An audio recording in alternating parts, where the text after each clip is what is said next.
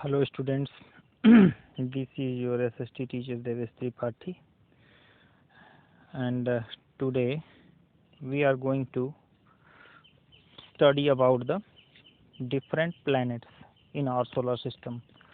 तो हमने मार्स तक की बात कर ली थी। अब जो है हम आउटर प्लैनेट्स की बात करेंगे, जिसमें जुपिटर, सैटर्न, यूरेनस और नेपच्यून आएंगे। तो जुपिटर की अगर हम बात करें तो जुपिटर जो है रोमन गॉड के हिसाब से अगर देखें तो यह शासक ग्रह है। क्या है? शासक ग्रह। यह शासन करने वाला ग्रह है और सबसे बड़े साइज का ग्रह है। यह सबसे बड़ा प्लेनेट है और इसके 53 मून्स हैं, यानी कि इसके कितने उपग्रह यानी प्लैनेट्स हैं, यानी चंद्रमा हैं। इसके 53 चंद्रमा हैं। इसके बाद दूसरे नंबर पे जो साइज में दूसरे नंबर पे आता है, बड़े साइज में दूसरे नंबर पे आता है, वह शनि ग्रह है, जिसे हम सैटर्न के नाम से जानते हैं। और रोमन मैथोलॉजी के हिसाब से इसे जुपिटर का यानी कि बृहस्पति का पिता कहा गया है, जुपिटर। तो हम ये देखते हैं कि यह सबसे ज़्यादा सुंदर ग्रह माना गया है इसको। वजह क्या है कि ये, जैसे कि मान लेते हैं कि ये इसका क्या नाम है, ये इसका स्फीयर है, गोला है। तो इस गोले में जो है इस तरीके से आर पार छल्ला दिखाई देता है। इक्वेटर के चारों बगल, इक्वेटर के चारों बगल एक छल्ला सा दिखाई देता है ऐसे। तो यह देखने में काफ़ी सुंदर लगता है। इसे प्लैनेट का सबसे सुंदर ग्रह माना गया है और इसके भी 53 मून्स हैं। चंद्रमा इसके पास भी 53 हैं। अब यूरेनस की अगर बात करें तो यूरेनस और नेपच्यून क्रमशः तीसरे चौथे नंबर पे आते हैं। और यूरेनस और जो यूरेनस है, यह इसे हम अरुण ग्रह भी कहते हैं, हिंदी में अरुण कहते हैं। और यूरेनस को जो है स्काई गॉड ऑफ स्काई यानी आकाश का देवता कहा गया है। यूरेनस के चारों बगल एक रिंग है, इसके इक्वेटर के चारों बगल एक रिंग होता है, जैसे शनि सैटर्न का रिंग होता है उसी तरीके से इसका भी रिंग है। और इसके पास इसके चारों बगल कुल छोटे छोटे छोटे छोटे छोटे छोटे छोटे छोटे 27 चंद्रमा चक्कर लगाते हैं। इसका कितने चंद्रमा चक्कर लगाते हैं? 27 चंद्रमा चक्कर लगाते हैं यूरेनस का। यह हमको ध्यान रखना चाहिए, ठीक। तो अब नेपच्यून की बात कर लें, जिसे हम वरुण कहते हैं, वरुण हिंदी में, लेकिन आप नेपच्यून ही जाने। तो नेपच्यून को रोमन गॉड ऑफ सी कहा गया है। यह दरअसल हल्के नीले रंग का होता है, इसे समुद्र का देवता माना गया है। और यह सबसे ज़्यादा दूरी पर है। जिस तरीके से मर्क्यूरी सबसे ज़्यादा नज़दीक है, उसी तरीके से यह सबसे ज़्यादा दूरी पर स्थित ग्रह है, प्लैनेट है। तो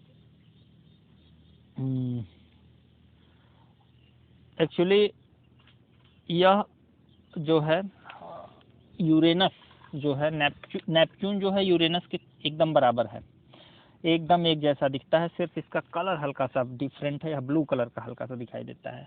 और यह बहुत दूर है, यह जो है काफ़ी दूर स्थित है।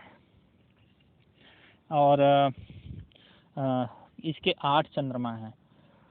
और जो बहुत ज़्यादा दूरी होने के चलते इसका ऑर्बिट ज़्यादा है। अब देखो, जैसे सन है तो सन के पास ये मरकरी है, यह काफ़ी नज़दीक चक्कर लगा रहा है। और ये नेपच्यून है, ये काफ़ी दूर चक्कर लगा रहा है। तो इसकी ये जो दूरी है, ये बड़ा ऑर्बिट होने के चलते इसको ज़्यादा समय लगेगा, यानी कि इसका वर्ष सबसे बड़ा होता है। सारे प्लैनेट्स में जो ईयर कंप्लीट होता है तो नेपच्यून सबसे ज़्यादा समय लेता है और मरकरी सबसे कम समय लेता है। सबसे छोटा 78 दिन या 74 दिन का ही मरकरी का एक साल होता है। अपने यहाँ 365 एंड 6 आवर का होता है। वैसे ही हर प्लेनेट का जो वर्ष का जो ड्यूरेशन होता है, ईयर ड्यूरेशन, वो अलग अलग नंबर ऑफ डेज का होता है। तो नेपच्यून के सबसे ज़्यादा डिस्टेंस पे है हमसे। और इसका जो सबसे पॉजिटिव पॉइंट है या नेगेटिव जो भी कह लें, कि सबसे ज़्यादा महत्वपूर्ण बात यह है कि सबसे ज़्यादा दूरी पर सबसे ठंडा ग्रह है। और इसके 8 मून हैं। इसके चारों बगल कितने मून हैं? नेपच्यून है, इसके चारों बगल 8 चंद्रमा, 8 चंद्रमा चक्कर लगाते हैं इसके। अब सैटेलाइट होता क्या है? सैटेलाइट को हम हिंदी में उपग्रह के नाम से जानते हैं। जिस तरीके से प्लैनेट्स की अपने खुद की हीट और लाइट नहीं होती है, उसी तरीके से सैटेलाइट की भी अपनी हीट लाइट नहीं होती। जैसे हमारे अर्थ की अपनी खुद की हीट लाइट नहीं है, उसी तरीके से हमारा जो चंद्रमा है, मून है, वह हमारे अर्थ का सैटेलाइट है, तो उसका भी अपना खुद का हीट और लाइट नहीं है। तो यह एक तरीके से अटेंडेंट है। सैटेलाइट का काम क्या है? एक अटेंडेंट का काम है, एक सहायक का काम है, एक सेवक का काम है। तो today there are more than 100 known satellites in solar system। आज के समय में अगर देखा जाए तो टोटल सारे का मिला करके मोर देन 100 सैटेलाइट्स हैं, 100 से ज़्यादा सैटेलाइट है और टोटल मिला करके। और सैटेलाइट जो है प्लैनेट्स के चारों तरफ घूमते हैं।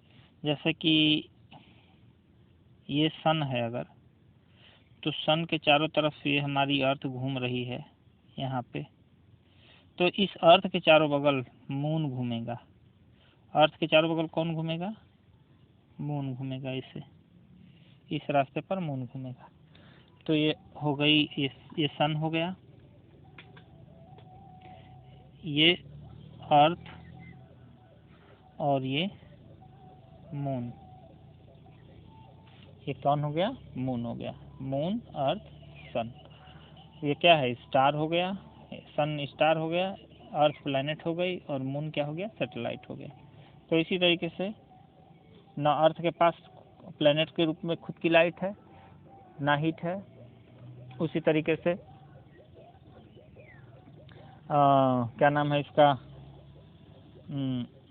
मून के पास भी अपनी खुद की लाइट और हीट नहीं होती। यह स्टार से लाइट लेकर के रिफ्लेक्ट करता है, तो हमें फील होता है कि यह प्रकाश दे रहा है। नेक्स्ट पेज लेते हैं।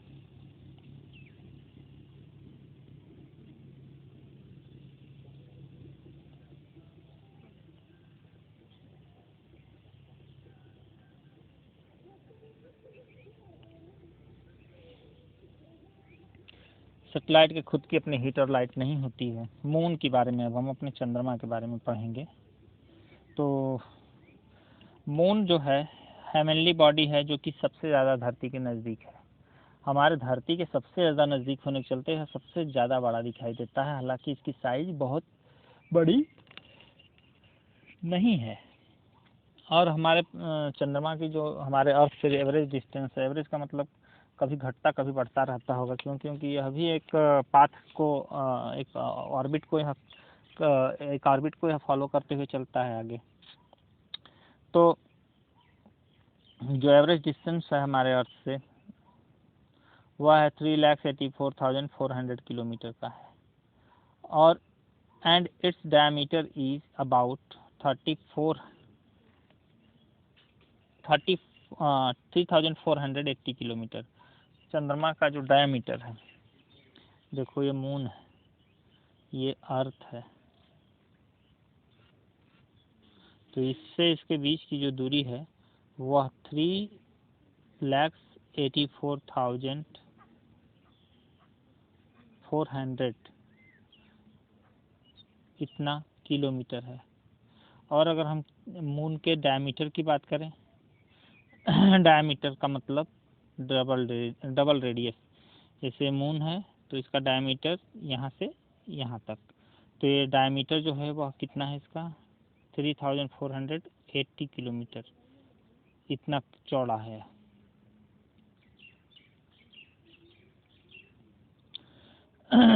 तो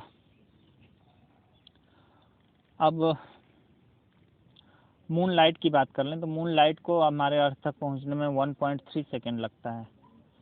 यानी चंद्रमा के जो लाइट की स्पीड है वो काफ़ी अच्छी है। और चंद्रमा पे कोई भी मून पे कोई भी लाइफ एक्सिस्ट नहीं कर सकता। वजह उसके पीछे है कि मून पे कोई ऑक्सीजन की व्यवस्था ही नहीं है, यानी मून पे ऑक्सीजन नहीं है। The moon rotates on its axis and revolves around the earth from west to east.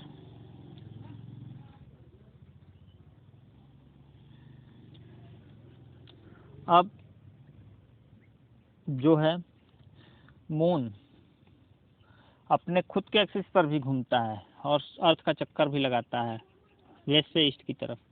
ध्यान देने वाली बात, अभी तो सबसे कठिन बात आ रही है। देखो ये अर्थ है,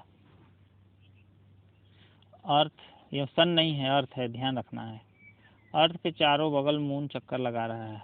ये मून है, यहाँ भी जा रहा है, यहाँ भी, यहाँ भी, यहाँ भी, समय समय पे अलग अलग जगहों पे जाता है मून। और साथ ही साथ जिस तरीके से अर्थ रोटेट करती थी अपने जगह पे, अपने एक्सिस के किनारे वेस्ट से ईस्ट, वैसे ही वेस्ट से ईस्ट यह भी रोटेट करता है चंद्रमा खुद अपने अक्ष पर भी घूमता है और हमारे अर्थ का भी इस तरीके से इस रास्ते पर चक्कर लगाता है। ठीक, अब इससे क्या होता है कि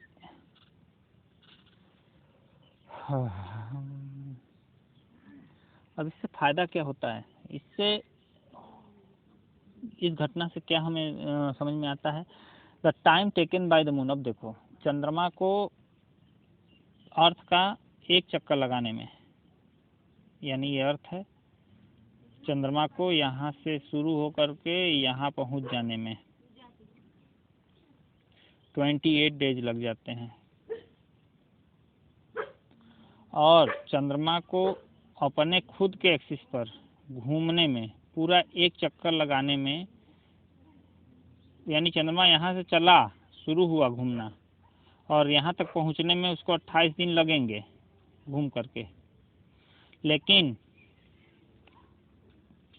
चंद्रमा को अपने खुद के जगह पे घूमने में, इस एक्सिस के गिर्द खुद का एक चक्कर लगाने में तो भी 28 दिन लग जाएंगे। यानी कि जो हिस्सा चंद्रमा का पृथ्वी के सामने एक बार दिखेगा वो हमेशा दिखता रहेगा। क्यों? क्योंकि रोटेशन और रेवोल्यूशन में लगने वाला समय सेम है। तो चंद्रमा के सामने हमेशा धरती का वही हिस्सा पड़ेगा। थोड़ा सा भी फर्क होता रोटेशन और रेवोल्यूशन के टाइमिंग में तो चंद्रमा का हमें चारों बगल दिखाई देता, लेकिन चंद्रमा को रेवोल्यूट करने में, चारों बगल घूमने में और रोटेट करने में, रेवोल्यूट करने में और रोटेट करने में, दोनों में 28-28 दिन ही लगते हैं। दोनों में 28-28 दिन ही लगते हैं। तो ऐसे स्थिति में यह क्या होता है कि दोनों में 28 डेज लग जाएंगे। तो ऐसी स्थिति में चंद्रमा का हमें एक ही पोर्शन दिखाई देगा, पीछे वाला हिस्सा हमारे सामने कभी नहीं आएगा या पृथ्वीवासियों को कभी दिखाई नहीं देगा। चंद्रमा की बात अगर करें तो चंद्रमा का जो हिस्सा धरती के सामने पड़ता है, नहीं धरती के नहीं, सूरज के सामने जो चंद्रमा का हिस्सा पड़ेगा, ये मान लो सूरज है, ये हमारी अर्थ है और ये हमारा मून है। तो चंद्रमा का जो हिस्सा सूरज के सामने पड़ेगा, यानी ये वाला हिस्सा, यहाँ पर टेम्परेचर प्लस में 120 रहेगा, यानी अच्छा खासा गर्मी पड़ेगा। और जो हिस्सा अंधेरे में रहेगा, पीछे वाला, ये अंधेरे वाला, यहाँ पे माइनस में टेम्परेचर रहेगा 120। ठीक, तो इस तरीके से माइनस में रहेगा यानी अति ठंडा रहेगा, माइनस में रहेगा यानी अति ठंडा, यानी जिस चंद्रमा के उस भाग पे, जिस भाग पे सूर्य का प्रकाश एकदम नहीं पड़ता, वहाँ हमेशा माइनस में ठंडा टेम्परेचर बना रहता है। मिलते हैं फिर नेक्स्ट वीडियो में।